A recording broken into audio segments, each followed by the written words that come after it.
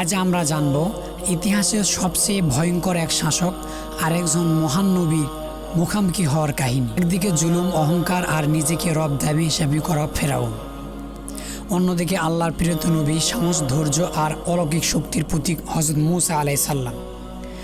ফেরাউনের অত্যাচার ও অহংকার। মিশরের রাজা ফেরাউন নিজেকে বলতো, আমি তোমাদের প্রভু সর্বোচ্চ। যে আল্লাহকে অস্বীকার করে মানুষের উপরে চালাতো ভয়ঙ্কর নির্যাতন। ইসরায়েলের ওপর অত্যাচার বাড়ে দিন দিন, ছেলে শিশুদের হত্যা করা হতো। ঠিক তখন আল্লাহ তাআলার কুদরতে জন্ম নেন মূসা আলাইহিস সালাম। মূসা আলাইহিস সালামের অলৌকিক শৈশব।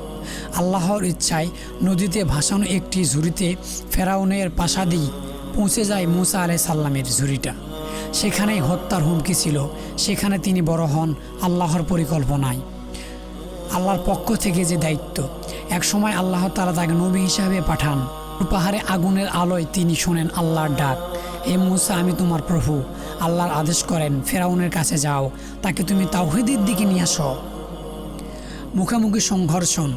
মূসা আলাইহিস সালাম সাহস নিয়ে ফেরাউনের সামনে দাঁড়ালেন, বললেন, আল্লাহ ছাড়া আর কোনো উপাস্য নাই, এটা তুমি বলো এবং ইসরায়েলকে মুক্তি দিয়ে দাও। ফেরাউন হাসে আর উপহাস করে বলে, তুমি সেই লোক না যাকে আমি লালিত পালিত করেছি, আর এখন তুমি আমারই বিরোধিতা করো। মুজিজা ও বিজয়। মূসা আলাইহিস সালাম আল্লাহর আদেশে লাঠি ছুড়লেন, লাঠি হয়ে গেল বিশাল সাপ। হাত তুলে ধরলেন, নিখুঁত আলো ছড়ালো। ফেরাউনের জাদুকরেরা বুঝে গেল, এটা কোনো জাদু নয়, এটা সত্যিই আল্লাহ তাআলার পক্ষ থেকে প্রেরিত নবী। তারা সিজদায় পড়ে গেলেন আর ঈমান আনলেন মূসা আলাইহিস সালামের প্রভুর ওপর। শেষ পরিণতি সমুদ্র ভাগ ও পতন। মূসা আলাইহিস সালাম জাতিকে নিয়ে বের হয়ে পড়লেন। ফেরাউন তার বাহিনীকে ধাওয়া করে। সামনে বিশাল সমুদ্র, পিছনে শত্রু। আল্লাহ আদেশ করলেন, তোমার লাঠি সমুদ্রের ওপর আঘাত করো।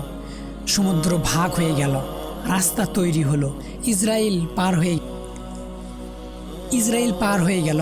ফেরাউন সেই পথেই প্রবেশ করলেন, আল্লাহর সমুদ্র পথ বন্ধ করে দিলেন। ইসরায়েল পার হয়ে গেল, ফেরাউন সেই পথেই প্রবেশ করলেন, আল্লাহ সমুদ্র বন্ধ করে দিলেন। সেই ফেরাউন ডুবে গেল। ডোবার শেষ মুহূর্তে ফেরাউন মূসা আলাইহিস সালামকে ৭০ বার বলেছিলেন যে, হে মূসা, আমাকে বাঁচাও। আল্লাহ রাব্বুল আলামিন ওহী পাঠাইয়া বলেন, মূসা, ফেরাউন যদি আমাকে বলতো যে আল্লাহ আমাকে বাঁচাও, আমি তাকে বাঁচাই দিতাম। ফেরাউন এত বড় জালিম হওয়ার পরেও আল্লাহ তাআলা তাকে বাঁচানোর কথা বলেছেন। আমরা তো তেমন না, এজন্য আসুন আল্লাহর আশা থেকেই কখনো আমাদেরকে দূরে থাকা যাবে না। হযরত মূসা আলাইহিস সালামের গল্প আমাদেরকে শেখায়, আল্লাহর ওপর তাওয়াক্কুল থাকলে পৃথিবীর সবচেয়ে শক্তিশালী ফেরাউনও কিছু করতে পারবে না। তাওহীদের সত্য জয় হবে সবসময় ইনশাআল্লাহ। আসসালামু আলাইকুম।